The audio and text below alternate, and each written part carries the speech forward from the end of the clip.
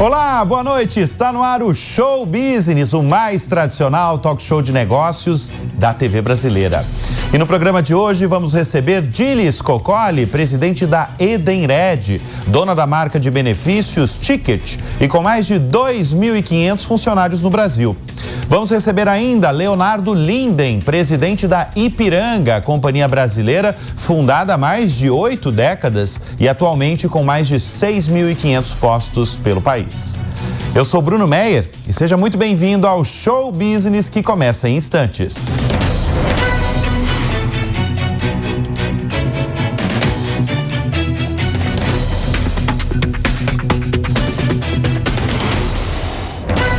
Ele lidera desde o fim de 2021 uma das maiores empresas de distribuição e varejo no Brasil. Nós vamos conversar nessa edição do Show Business com Leonardo Linden, presidente da Ipiranga. Leonardo, obrigado pela presença em nosso estúdio. Eu apresentei a empresa como uma das maiores em distribuição de combustível, mas não é só isso. Vocês têm uma das maiores redes de franquias do país, que é a AMPM. Pouca gente sabe, eles são dono aí da maior rede de padarias do Brasil, porque dentro das franquias, boa parte das franquias tem padaria. Então vocês, na verdade, também são vocês são donos aí da maior rede de franquia de padarias do Brasil. Eu queria que você explicasse para a nossa audiência qual que é o impacto da Ipiranga na economia brasileira. Bom, antes de mais nada, obrigado pelo convite, é um prazer estar aqui com você. O negócio da Ipiranga é um negócio de magnitude impressionante, assim. É um negócio que essencialmente é um negócio de distribuição de combustíveis, né? Então, para você ter uma ideia, a gente tem mais ou menos 14 mil eventos de carga e descarga de combustíveis de alto tanque por dia no Brasil. Nós temos aí cerca de 3 mil caminhões rodando o Brasil com combustível da Ipiranga diariamente. A gente tem cerca de 2 milhões de clientes Ipiranga indo ao posto Ipiranga diariamente para abastecer. E sim, a gente tem uma rede de franquia que é muito robusta, que é a MPM, né? É a maior franquia hoje do Brasil. E dentro da MPM, parte da oferta da MPM, 800 lojas têm padaria. Então, por consequência, a Ipiranga acaba se tornando a maior rede de padarias do Brasil. Mas o nosso negócio é um negócio de distribuição de combustível e, claro, empacotado por uma proposta de valor de marca e de atendimento ao consumidor muito forte, né? Onde se enquadra todos esses serviços e produtos, né? E é uma marca muito forte, né? Se a gente pensar só no slogan mais recente de vocês, que é pergunta lá no posto Ipiranga. Você me falou já que tem outros slogans na história da companhia que transformaram, que viraram slogans nacionais, né? Tiveram outros? Apaixonados por carro como todo brasileiro, né? Eu acho que quem tem o prazer de estar dentro da Ipiranga tem que valorizar muito tudo que se construiu ao longo da história da Ipiranga, né?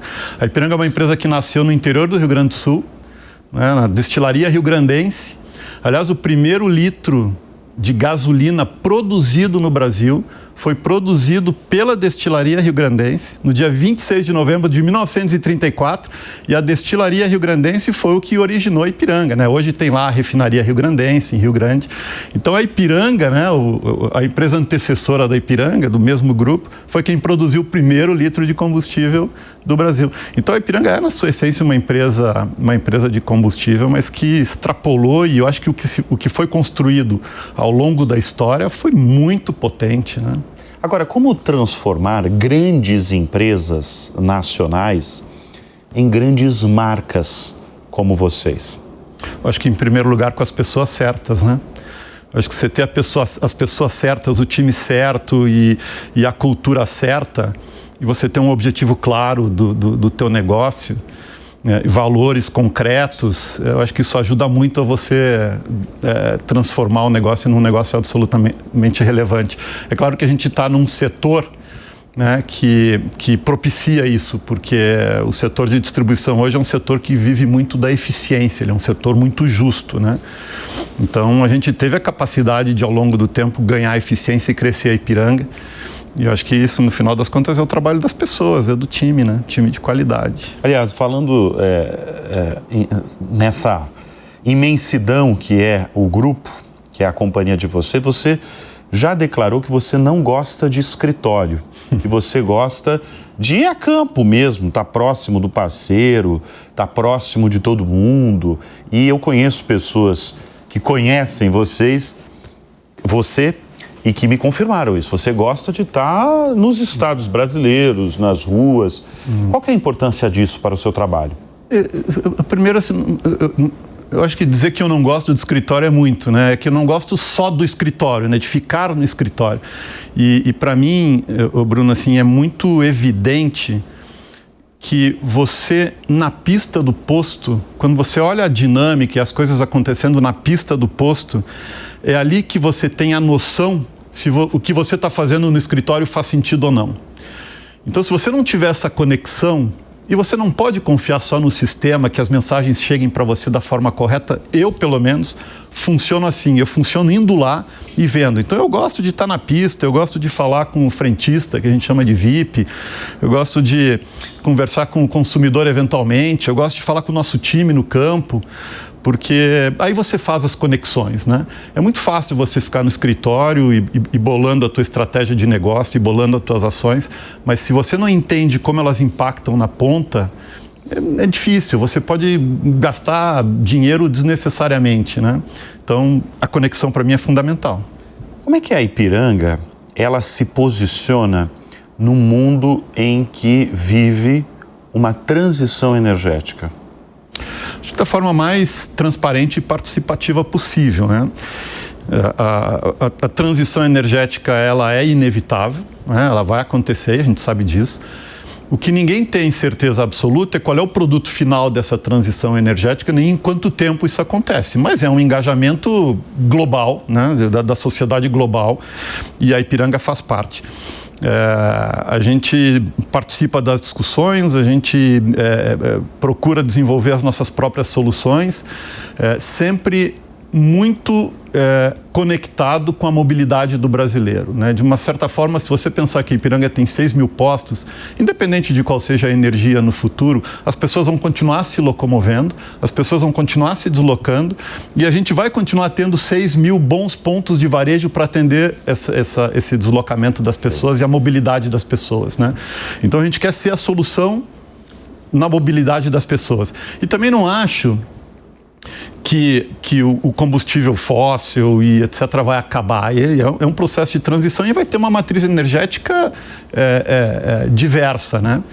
E o Brasil, inclusive, tem um papel muito importante nisso por causa do biocombustível. E é bom você falar disso. A gente recebe aqui no Show Business várias lideranças do setor automotivo, mas me chamou muito a atenção no ano passado quando 2 das maiores lideranças globais opinaram sobre a transição energética no setor automotivo. O primeiro presidente da Toyota, do Conselho de Administração, eu lembro que ele falou assim, não, o futuro dos carros é híbrido.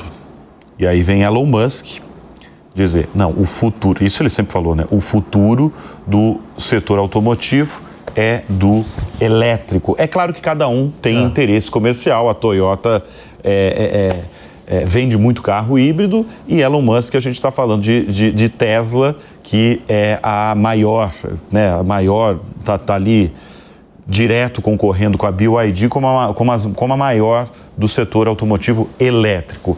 Na sua avaliação, que trabalha e gosta do setor automotivo, qual que é o futuro? O futuro é híbrido, é elétrico, vai ter combustão? Bom, você já falou que combustão não vai acabar. Na minha avaliação, o futuro são os dois. Eu acho que esses modelos vão conviver. Eu tenho um incômodo com essa discussão toda, que é um incômodo meu particular, que assim, nós como sociedade falamos muito em desenvolver novas soluções energéticas e a gente fala pouco em como gastar menos energia e como ser mais eficiente, né? O híbrido ele é uma solução de eficiência, né? E eu acho que a gente tem, como sociedade, a gente tem muita condição de trabalhar a eficiência de motor e, com isto, consumir menos energia. Eu vou dar um exemplo para você. Você sabe qual é o modelo de carro que mais vende nos Estados Unidos? Qual? Ford modelo F, 8 cilindros. Disparado, é a que mais vende. Em segundo lugar, a Silverado, que compete com a Ford modelo F. A frota americana tem mais ou menos 12 anos de idade média. Se você comparar uma Ford modelo F de hoje com uma Ford modelo F de 12 anos atrás, o ganho de eficiência é cerca de 40% no motor. Então, a gente tem condições de trabalhar ganho de eficiência, fazer com que os carros sejam mais econômicos, né? E, ao mesmo tempo, usar o elétrico como uma solução urbana. Vai estar lá, e ele é uma boa solução urbana. Mas eu realmente acredito que a matriz energética do futuro é uma matriz diversa, né? Linden, sem citar marcas que eu sei que você não vai citar, qual que é o seu carro? Sem citar marca? É elétrico, não. Ele é híbrido, ele é a combustão, hein? Não, o meu é combustão. Mas eu tenho uma questão pessoal que eu sou absolutamente apaixonado por carro. Você gosta, né? Eu gosto muito de carro. E, então, os meus carros sempre eles são escolhidos pelo prazer de dirigir. E não é uma decisão inteligente e racional de compra, não. Bom, como eu apresentei no início do programa, a Ipiranga tem 6.000 postos. Dá para ser dono de um posto Ipiranga? Dá para ser dono. Hoje nós temos postos que o empresário tem um posto Ipiranga e a gente tem situações onde o empresário tem 50 postos Ipiranga. É um modelo que, se você tiver o terreno, se você tiver condições de investir, a Ipiranga apoia, né, na operação do seu negócio, entrega a marca, entrega um serviço logístico de alta confiabilidade e de eficiência, mas dá, assim. Dá. Qual que é o perfil dos donos dos Em geral, postos? são pessoas que têm essa predisposição ao varejo, né? Uhum. É um negócio muito de varejo, né? O posto é um negócio de varejo. Você tem que gostar do varejo, você tem que gostar de atender as pessoas, você tem que gostar da pista, senão você não vai ser um empresário bem-sucedido, não. E como é que é a relação com eles? Assim, é muito boa. A gente, obviamente, numa relação profissional como essa, você sempre está puxando um ao outro, né? A gente se cobra mutuamente, eu acho que tem que ser assim. Mas a base da nossa relação é, de fato, uma relação de confiança. E a gente procura sempre estar trabalhando para gerar oportunidades para o nosso parceiro crescer no seu negócio, né? O crime organizado no Brasil já ganha mais com combustível do que com tráfico de cocaína. É um dado alarmante, uma conclusão alarmante do Fórum Brasileiro de Segurança Pública. Como enfrentar esse problema? Eu, obviamente, não conheço nada do negócio de droga, mas que, obviamente, o negócio de combustível se tornou um negócio lucrativo para o crime organizado, ou seja, quem for, se tornou. E eu acho que tem algumas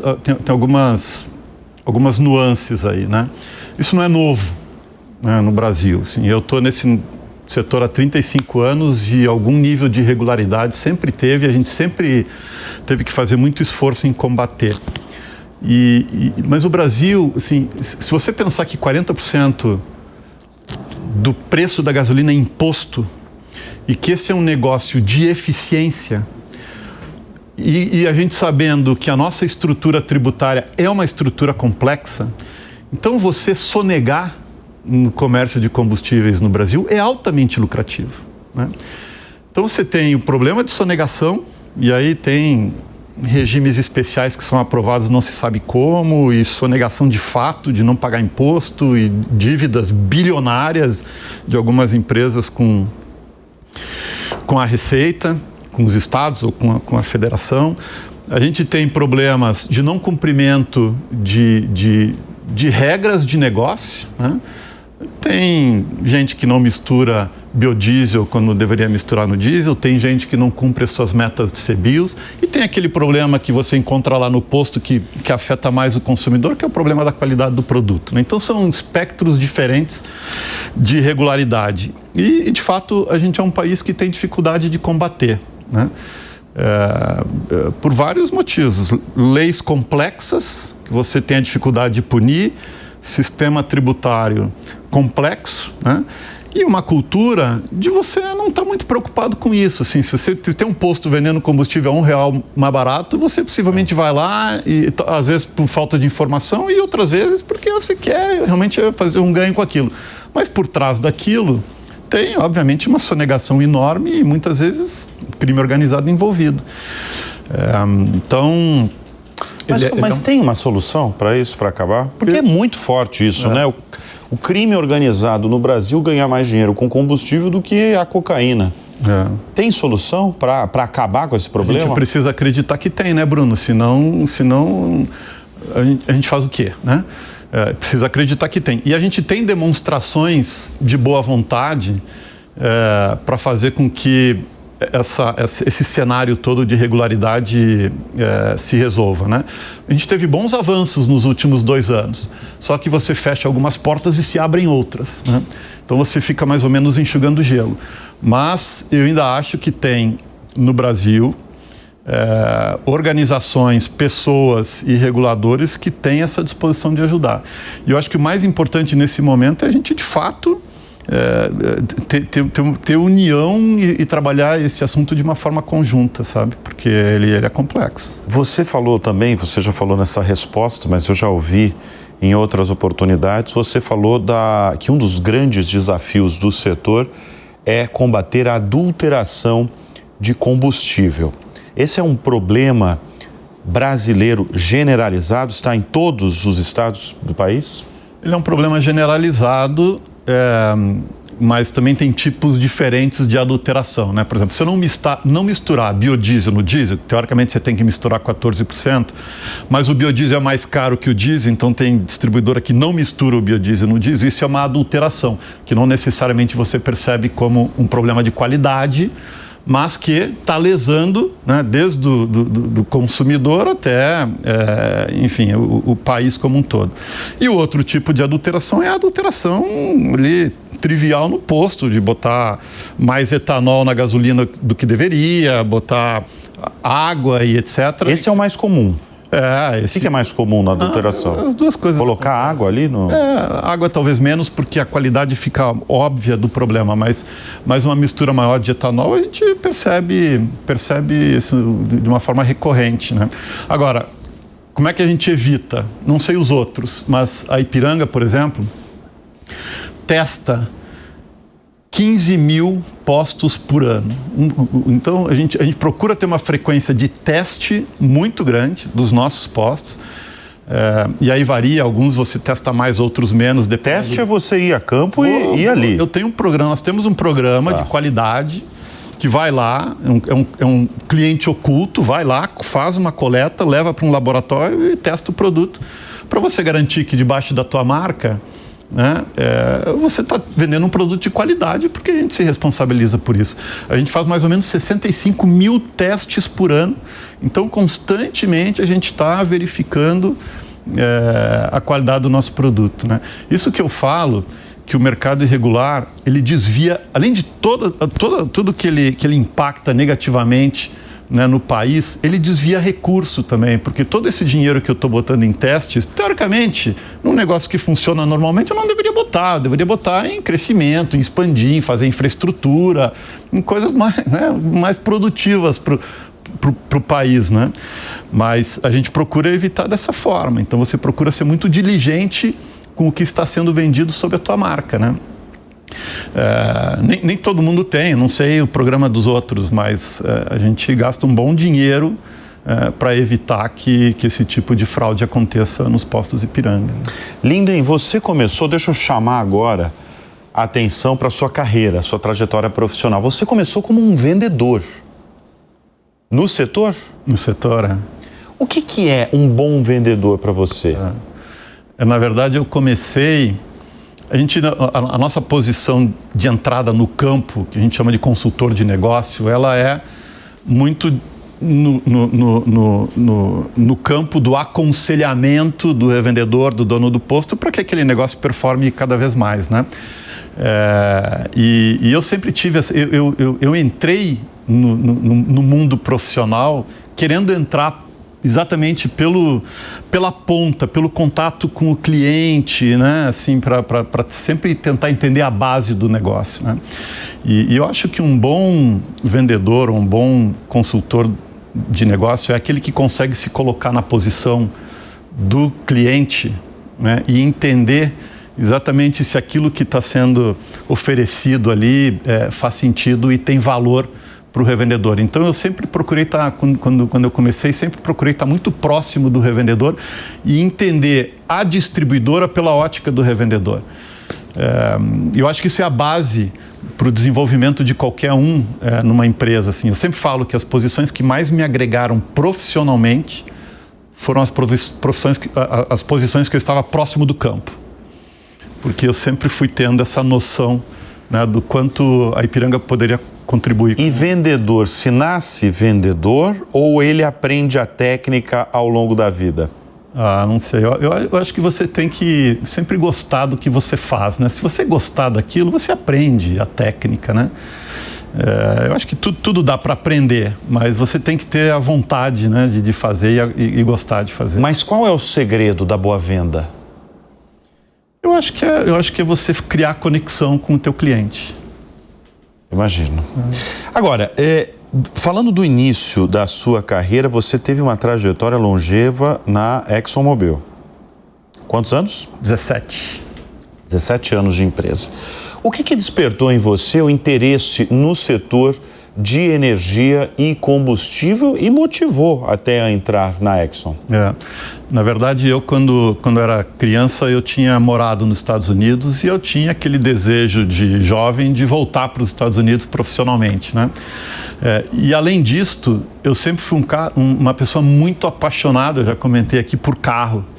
E eu sempre gostei muito de esporte, mas eu aprendi a gostar de automobilismo antes de gostar de futebol, e olha que eu sou apaixonado por futebol. E eu gostava muito de carro e eu queria duas coisas enquanto eu estava, né, fazendo a faculdade. Eu tinha dois grandes objetivos. Um é trabalhar no mundo do carro e o outro era voltar para os Estados Unidos profissionalmente. E eu fazia um programa de trainee numa outra empresa, uma empresa fabril do ramo de tecnologia, e apareceu uma vaga de estágio na ExxonMobil. Eu falei, pô, é aí que eu vou me meter. E entrei ali e, obviamente, de novo, quando você gosta e tem essa conexão, as coisas acontecem naturalmente. Aí, as coisas fluem. 3 anos depois eu estava nos Estados Unidos e tal, no mundo do carro, e aí foi. Linden, quem são as suas referências como empreendedores e empresários? Eu queria também saber, na sua vida, quem que é a sua referência? Eu tive a sorte de trabalhar com muita gente que me ajudou muito. Assim, uma boa parte deles hoje já está aposentado, mas são pessoas que eu mantenho contato e que mantêm contato comigo, né? São pessoas que já saíram do setor há muito tempo, mas que me mandam reportagem e tal, e estão lá torcendo, enfim.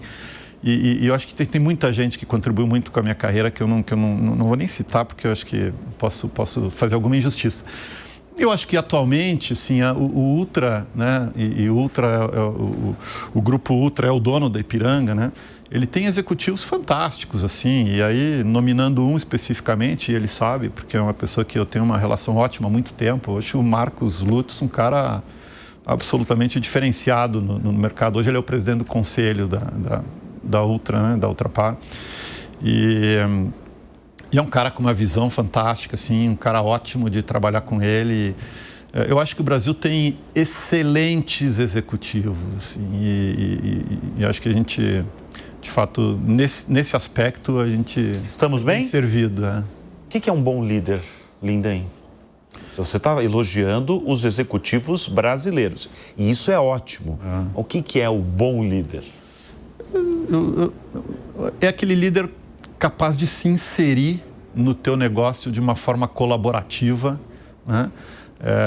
Traçando a direção, apoiando, mas sempre inserido no negócio, né? Estar junto, entender do teu negócio, ou procurar entender do negócio e ajudar e apoiar. Então, eu acho que é por aí. Muito bem, nós conversamos nesta edição do Show Business com Leonardo Linden, presidente da Ipiranga. Obrigado pela presença em nosso estúdio, por ter vindo a São Paulo para essa entrevista. Vocês ficam no Rio de Janeiro, né? A operação início a sede. Aqui também. Vocês ficam também... Tem uma operação grande aqui. Uma operação aqui. Mas a sede... Oficialmente é lá, mas é a lá gente tem uma operação muito grande aqui em São Paulo. Muito bem. Obrigado mais uma vez pela presença. Eu que agradeço. Ótimo. O Show Business vai dar uma breve pausa e volta em instantes.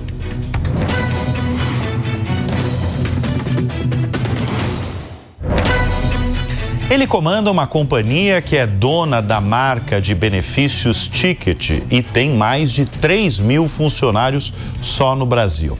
Nós vamos receber Dilis Coccoli, presidente da Edenred no Brasil. Dilis, obrigado pela presença aqui em nosso estúdio.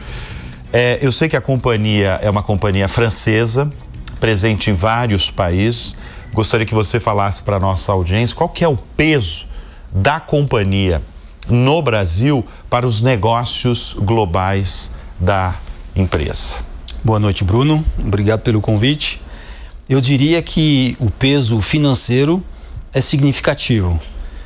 O Brasil é o maior mercado da Edenred no mundo em termos de oportunidade, pois a gente tem uma população de mais de 200 milhões de habitantes, uma população que gosta do nosso produto do ticket restaurante, a parte de alimentação, mas eu diria que não é só nessa parte que o Brasil contribuiu para o grupo, e é muito mais como lidera, eu diria, ou liderou e lidera durante muitos anos toda a evolução do programa nosso e a criação e o desenvolvimento de novos negócios. Então, eu vejo mais o Brasil como um grande laboratório, além de ser um grande contribuidor direto, para que a nossa empresa global avance.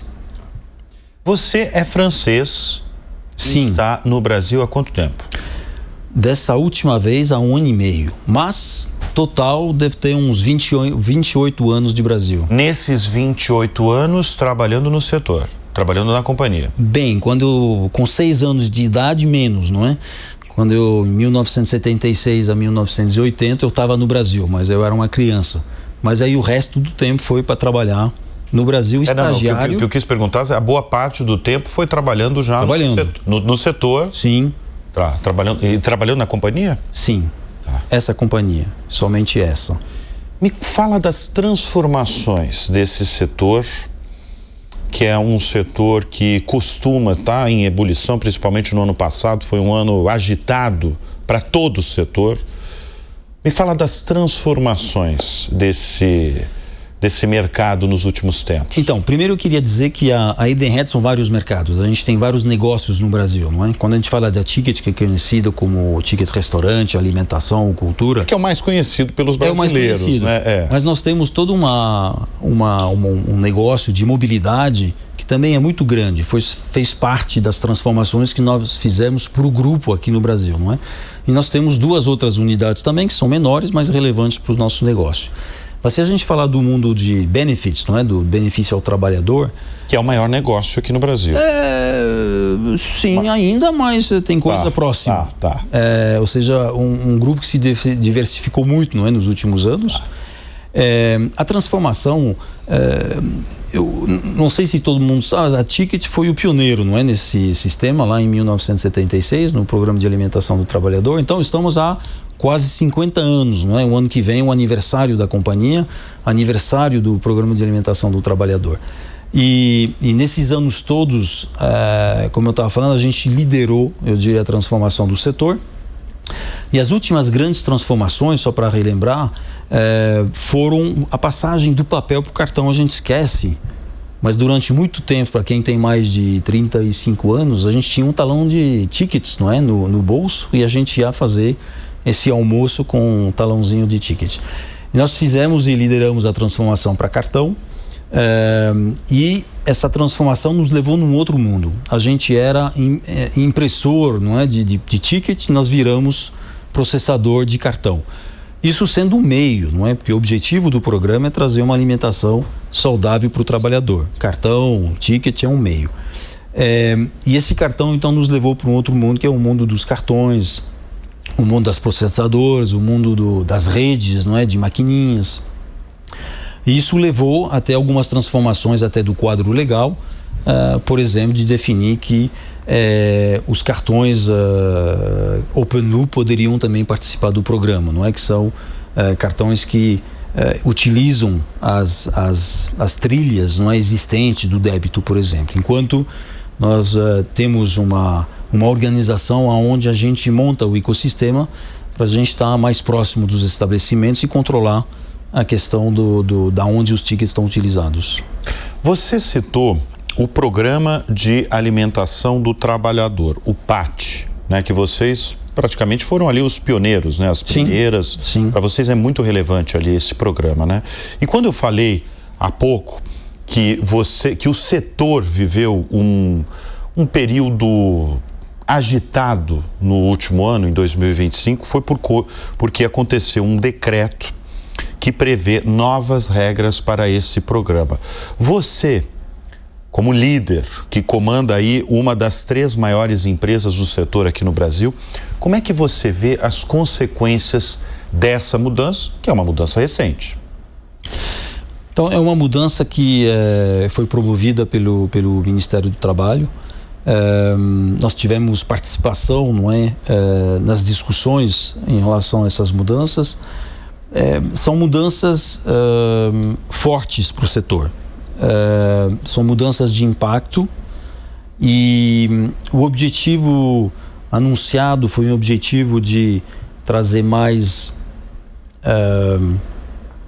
agilidade ao programa, de abrir para a concorrência o programa,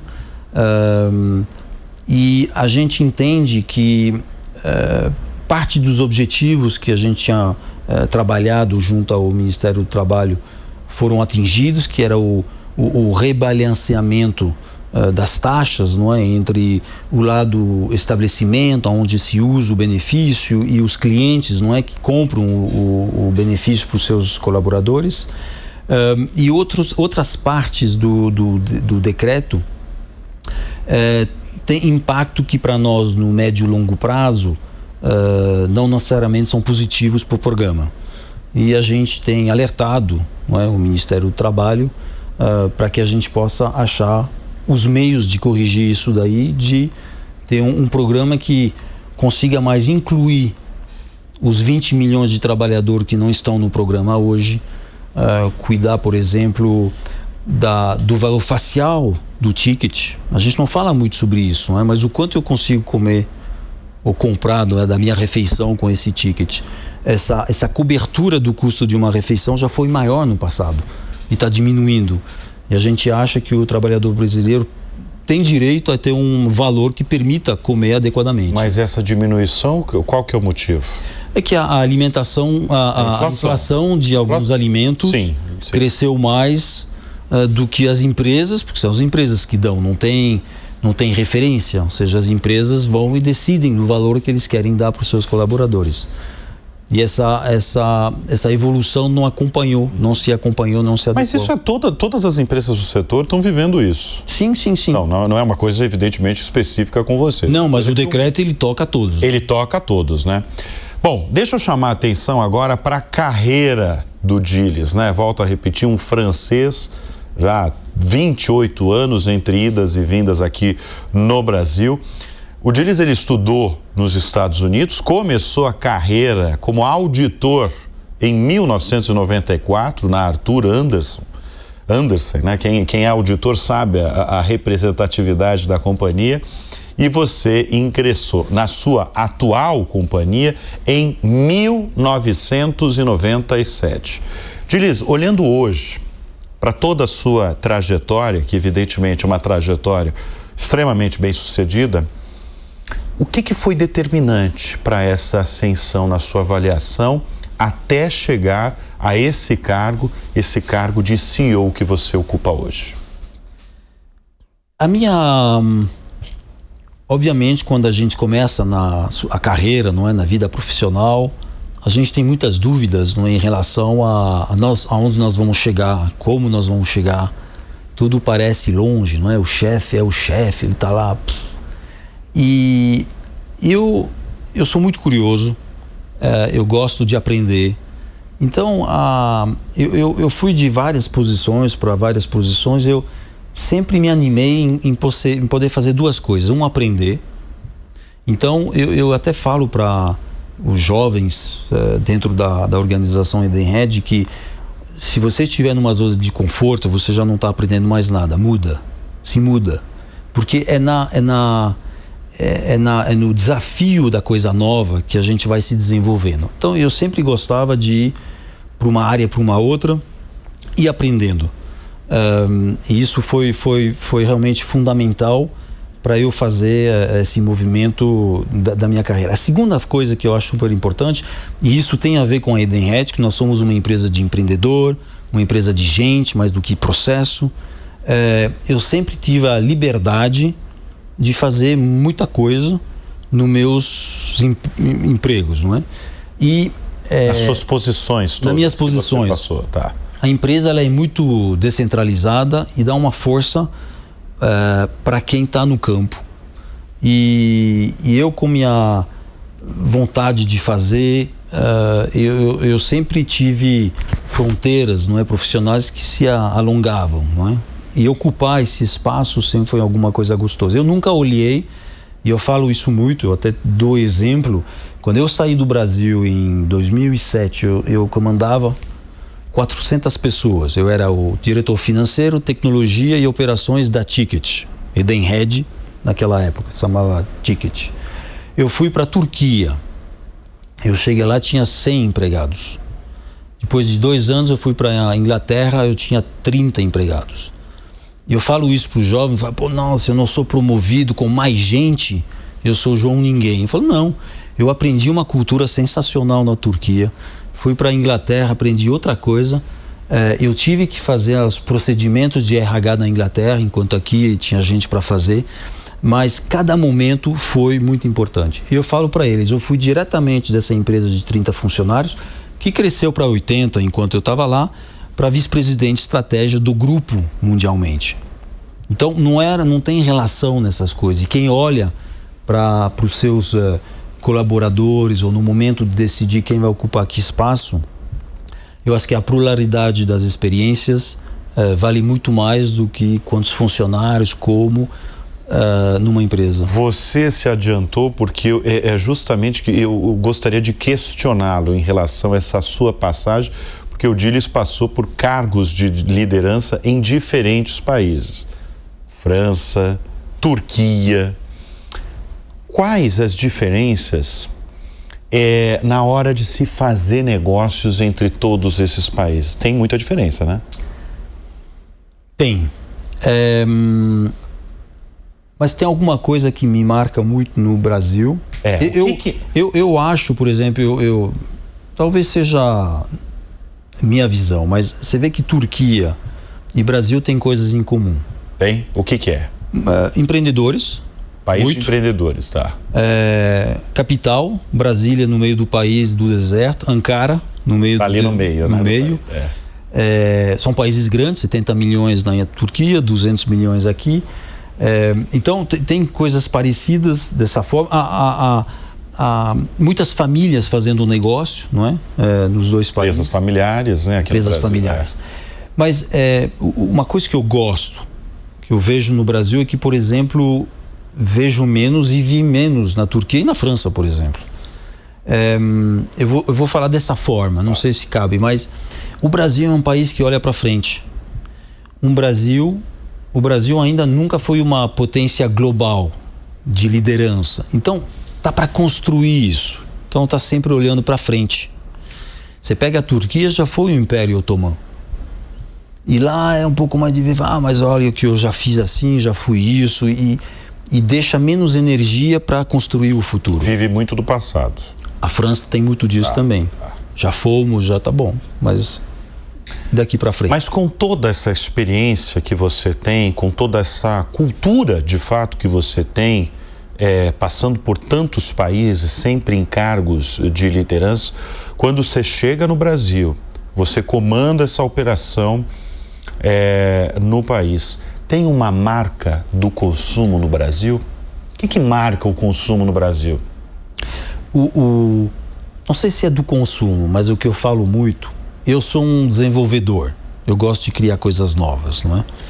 E o Brasil é um espaço super fértil para isso, porque, de novo, país grande, mas o que mais é marcante é que o brasileiro gosta de inovação, gosta de testar, gosta de se arriscar com alguma novidade, não é? O Orkut, número 1 no Brasil, não é? O WhatsApp, eu acho que número 1 ou 2 no mundo, Pois não é? A gente recebeu a principal liderança do WhatsApp e ele confirmou que está entre 2 ou 3, porque a Índia é muito relevante também. Mas você lembra do Orkut? Claro, o Brasil era número 1. lógico, exatamente. Aí você vai para vários desses outros Se você países. pegar as grandes redes sociais, aqui ela está entre os principais mercados. É muito digital, um país muito digital, né? Quando a gente lançou o cartão, é por isso que eu vim para o Brasil em 1999, primeiro cartão, uma das grandes preocupações que a gente tinha é o gari, não é?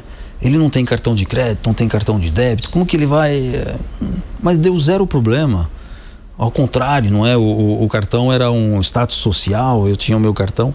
Então, hoje, eu falei isso na introdução, laboratório, o Brasil é um laboratório extraordinário para as pessoas, para os gestores, nossos colaboradores e para, no nosso caso, o mundo Edenred lá fora, não é? O cartão foi inventado aqui. Foi inventado aqui, né? Bom, desde 2022, Gires, vocês fizeram uma série de aquisições. Se eu não me engano, vocês compraram de 5 a 6 empresas, 5 empresas até desde 2022. Todas essas aquisições foram boas? Sim. Teve nada que foi mais ou menos ou que foi decepcionante? Não. E todas foram aquisições de expansão do nosso portfólio, não é? Mas elas foram todas boas. A gente já fez muitas aquisições, nós temos a nossa maquinazinha de fazer aquisições. Não é sempre simples ou fácil. Dentro do mundo das empresas que a gente compra, mas também o que eu posso falar que eu acho interessante, é onde o meu papel é importante, porque eu tenho um pé na França, um pé aqui no Brasil em termos de cultura, às vezes empurrar um pouco a matriz, não é? Para fazer algumas aquisições que, visto de França, elas parecem não é difíceis de fazer. Isso eu gosto, porque o empreendedor brasileiro não funciona exatamente da mesma forma que uma empresa certinha na França, que você vai comprar, tá tudo direitinho, bonitinho, organizadinho. Seria fácil, não é? Se fosse isso. A gente iniciou esse bloco falando da Ticket, que eu acredito que seja o produto mais conhecido. São quantas pessoas cadastradas que têm o cartão? Umas 6 milhões de pessoas. 6 milhões. Da Ticket, hein? Da Ticket. Mas você falou, por exemplo, do programa de vocês de mobilidade elétrica. Sim. Como é que funciona? Então, mobilidade elétrica é do lado da nossa unidade de mobilidade, não é? Ali a gente trabalha com as maiores empresas e as maiores frotas do Brasil, certo? Ou seja, é a gestão das frotas de veículos. E mais uma coisa interessante, sobre o carro elétrico, eu me lembro de conversas no grupo, onde a gente dizia, puxa, tem um empurrão enorme na Europa para migrar para carro elétrico, não é? Então, isso vai vir rápido, a gente precisa se adaptar, precisamos então, na Europa, se organizar para prover um serviço também para quem está comprando carro elétrico. E o Brasil e a América Latina, não, isso vai demorar, porque não tem programa público, não tem coisa para carregar. Tem infraestrutura, eu acompanhei toda essa... Não tem, bom... E eu falei, mas eu falava o pessoal, sabe, mas aqui no Brasil os empreendedores vão achar uma forma de fazer disso um negócio. E a gente vê agora carros elétricos, tem frotas elétricas, e são os empreendedores que se assumem e fazem as redes de carga. Isso acontece dessa forma. E nós participamos disso, E a gente está desenvolvendo e temos já no nosso portfólio frotas que são gasolina, etanol e elétrica. E a gente provê soluções que cobre essas duas opções, não é?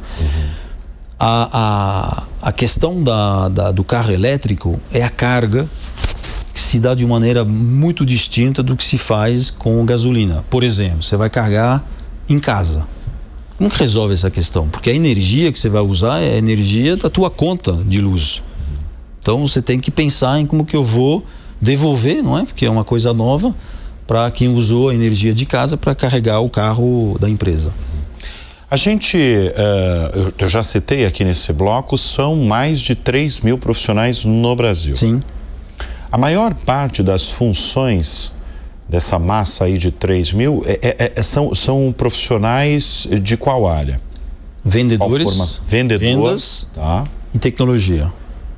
Vendedor e vendas e tecnologia. Venda e tecnologia. Tá. Nós somos um grupo de... Qual que é a área que você mais gosta aí? Vendas ou tecnologia? Eu gosto das duas, mas eu nasci na tecnologia. Você nasceu na tecnologia. Eu me formei, eu brinco com isso, mas eu me formei primeiro em tecnologia, nos Estados Unidos, com um foco em inteligência artificial, 1990. Você já falava em inteligência artificial. É excelente você falar isso, porque as pessoas acham que inteligência artificial... As pessoas não, algumas pessoas acham que a inteligência artificial nasceu em 2022, né? Sabe o que era a inteligência artificial? Quando o ChatGPT nasceu, né? Inteligência artificial naquela época era o chess, que você jogava contra a máquina. E a gente achava ele inteligente, não é? Porque ele ganhava as partidas, né? Sim. Era isso. Mas era uma tecnologia bem diferente do que a gente tem hoje com o ChatGPT e as outras tecnologias usadas. Agora, falando em vendas, tem o segredo do bom vendedor, Dilis? O que é a boa venda? O que é a boa venda? Tem. Eu já vi muitos vendedores e eu conseguia ficar maravilhado, não? Por alguns, a forma.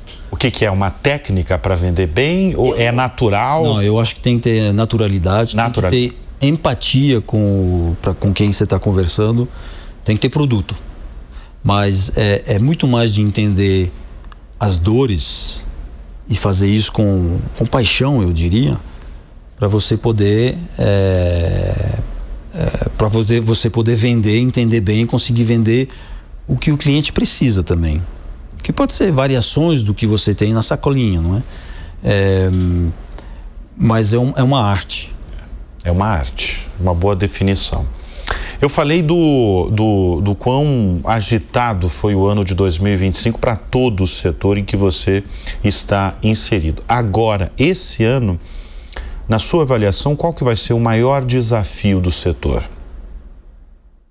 Eu entendo que vai ser uma reinvenção. Então nós vamos ter que reinventar a forma de trabalhar. E o segundo desafio, como eu estava comentando, ter certeza que o PAT continua se desenvolvendo. A nossa ambição, nosso sonho quase, é realmente que a gente tenha mais trabalhadores inseridos no programa, porque tem... Que é o programa lá que a gente comentou no início do bloco. De alimentação do trabalhador. Ou seja, hoje, todo trabalhador não tem ainda essa opção de ter um almoço, não é, de qualidade, para que quando volte tenha energia. Que é essa massa de 6 milhões. Ou é muito mais? Hoje são 6 milhões, na verdade, é o da Ticket. Da Ticket. Então hoje tem Mas o setor... Tem uns 20 milhões hoje. 20 milhões, tá. E tem mais 20 para ir buscar. Que não tem acesso ainda. E quando a gente fala acesso, é que a empresa não está dando, não é? E um papel fundamental de uma Ticket, do setor, é justamente convencer as empresas que é bom dar esse benefício, porque ele se traduz em menos absenteísmo, menos acidente de trabalho, mais produtividade. Ou seja, é por isso que ele foi inventado. Dilis, eu sei da força da marca Ticket no Brasil, né? É uma marca muito conhecida e eu já ouvi como jornalista, não é de hoje, do possível interesse de companhias. Eu já ouvi, por exemplo, de uma gigante do delivery no Brasil em comprar a Ticket. Eu, como jornalista, eu estou diante do presidente da companhia, eu preciso perguntar, isso pode acontecer, Diris? Pode acontecer, por exemplo, em 2026? Bruno, eu entendo porque a gente é tão desejado. Mas nós não estamos à venda. Não estão à venda? A Ticket não está à venda. E nós temos um propósito no Brasil que a gente está aqui há 49 anos, festejando daqui a pouco, alguns meses, os 50 anos, e a gente quer permanecer e tem tanta coisa para fazer nesse país, não é? Vamos falar você abriu esse bloco falando do quão importante é o Brasil nos negócios globais da companhia. O que os franceses mais gostam quando eles veem a operação brasileira?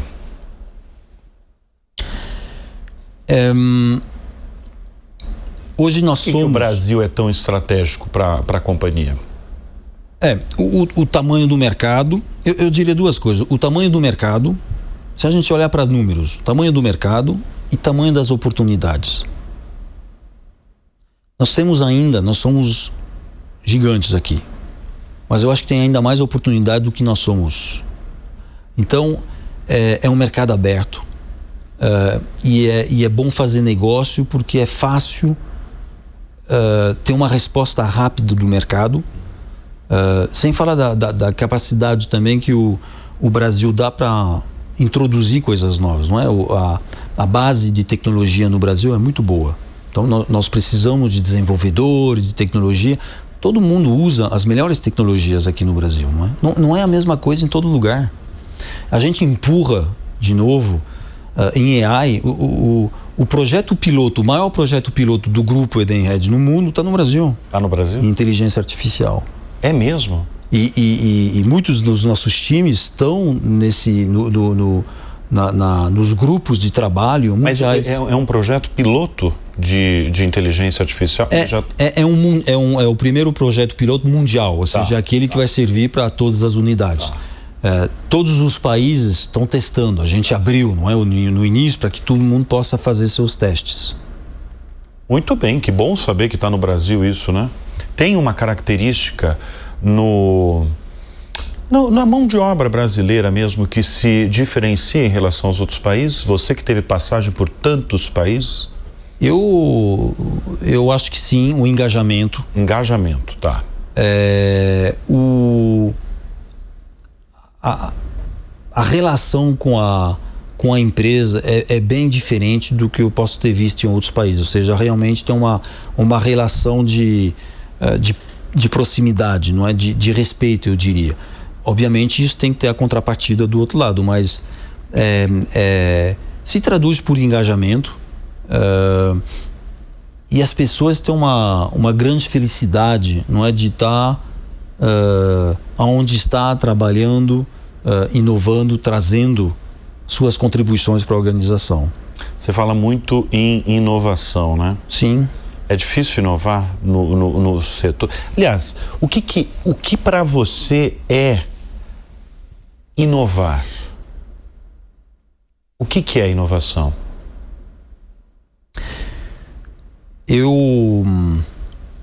Tem duas maneiras de ver. Eu vou contar uma historinha porque é muito interessante.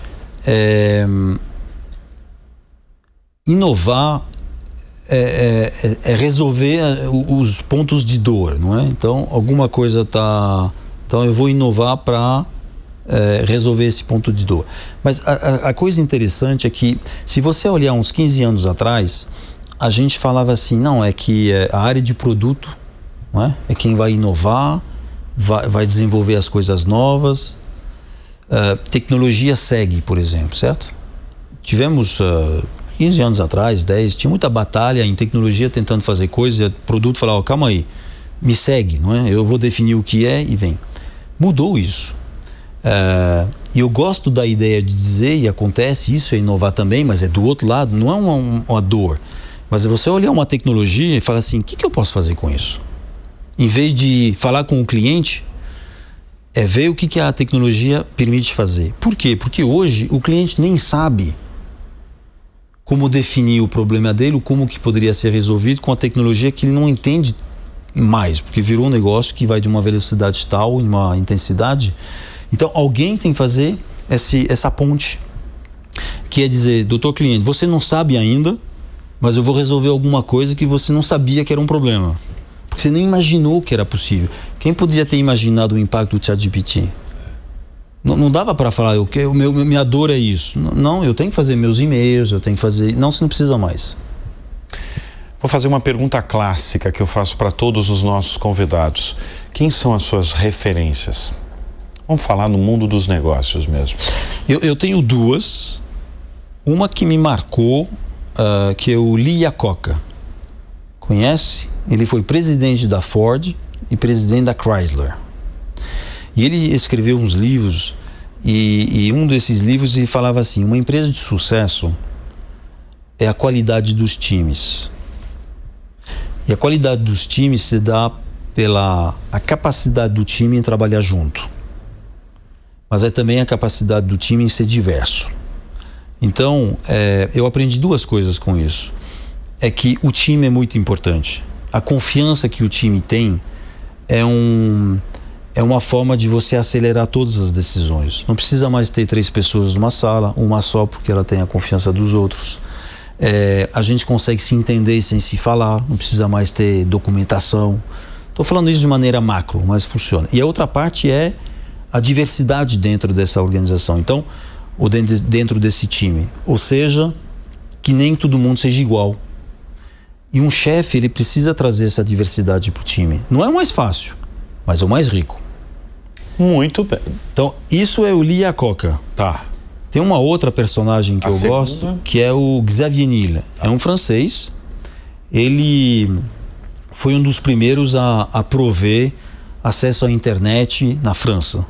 Então, fez a carreira dele, conseguiu e tudo. Hoje, ele devolve para a sociedade alguns elementos. Ele é chave no desenvolvimento de alguns aspectos de educação, alguns aspectos de incubação das startups. E isso me marca porque, em vez de estar só olhando o pedaço dele, está devolvendo e tentar ter um impacto pessoal, não é? No mundo que ele conhece e consegue impactar. Muito bem, nós conversamos neste bloco do Show Business com o Gilles Coccoli, presidente da Edenred no Brasil. Obrigado pela presença aqui em nosso estúdio, foi um grande prazer recebê-lo aqui. Obrigado, Bruno. E muito obrigado sempre pela sua audiência, pela sua confiança. O Show Business vai ficando por aqui. Até semana que vem. Tchau.